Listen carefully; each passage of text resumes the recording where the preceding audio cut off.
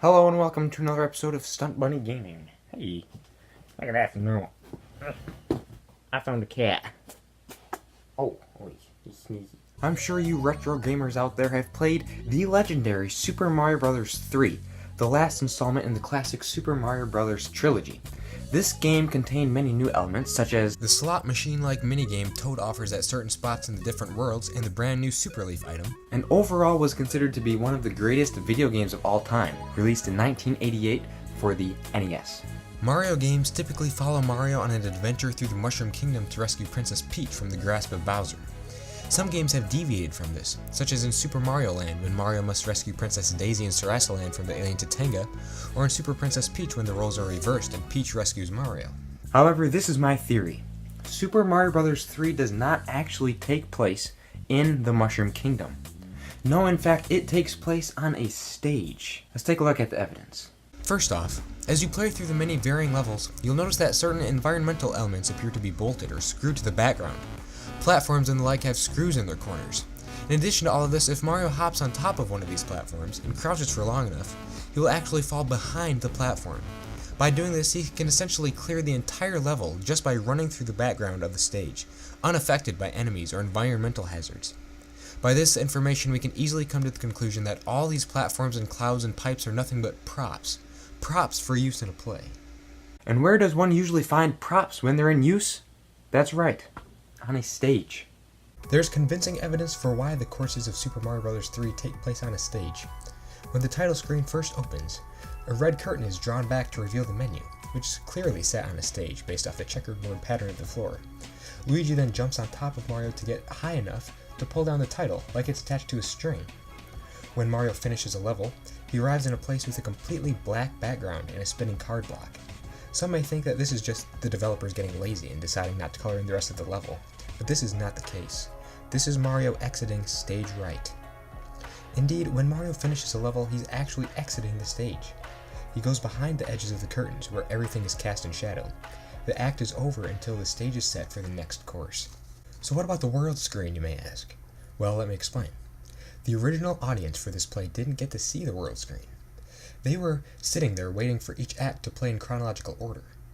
Well, you could think of the physical game Super Mario Bros. 3 as a digital recording of the play, with the world screen essentially acting as the table of contents.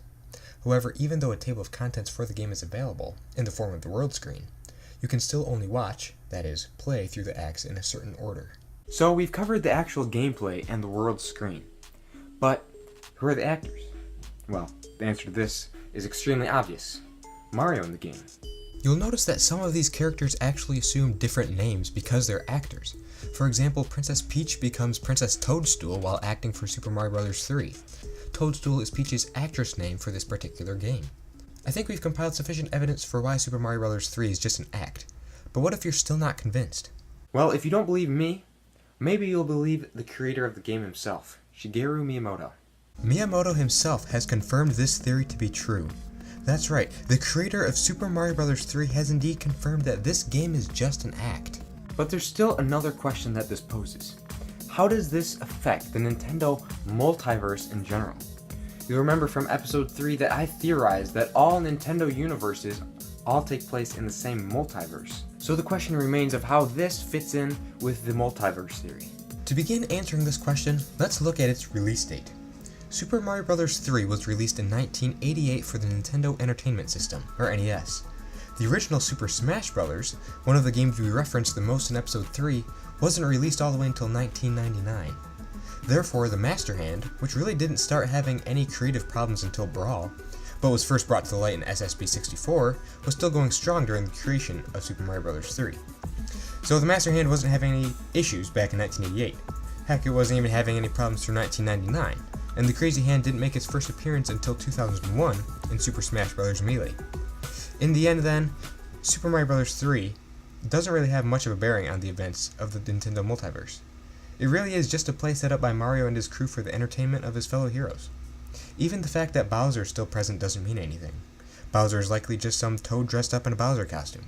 One thing we must remember, however, is that Super Mario Bros. 3 is not the only Nintendo game that's just a play. As we saw in episode 3, all Nintendo games are just a play, acts that take place in a child's imagination. It just so happens that Super Mario Bros. 3 is executed in the style of Sage Play, a Shakespearean adventure that stars Italian plumbers, walking mushrooms, and dead leaves that make you fly.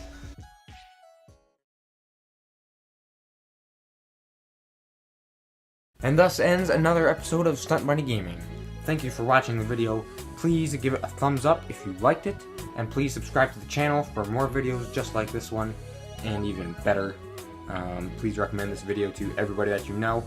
And I think that's it. So thank you for watching, and be sure to check out my other channels known as The Nintendo Man and Random Rabbit, and there will be videos coming out for those two channels shortly.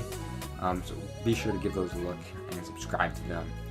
And that's it. Thank you again for watching, and I will see you next time on Stunt Bunny Gaming. Farewell.